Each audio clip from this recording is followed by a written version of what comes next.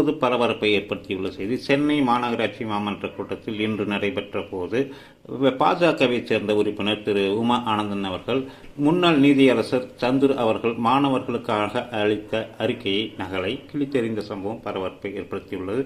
அந்த சந்துரு அவர்கள் அளித்த அறிக்கையில் இந்து மாணவர்கள் பொட்டு வைப்பது, மத சின்னங்களை நெற்றியில் அணிந்து வருவது மற்றும் கைகளில் கயிறுகளை கட்டுவதற்கு தடை விதிக்க வேண்டும் என பரிந்துரைத்ததாக வலதுசாரிகள் மற்றும் பாஜக மற்றும் இந்து அமைப்புகள் குற்றம் சாட்டியுள்ள நிலையில் இன்று பாஜக உறுப்பினர் உமா ஆனந்தன் அந்த அறிக்கையின் நகலை கிழித்து எறிந்துள்ள சம்பவம் தற்போது சமூக வலைதளங்களில் வைரலாகி வருகிறது. மேலும் அந்த காட்சிகளை பாருங்கள். நன்றி, வணக்கம்.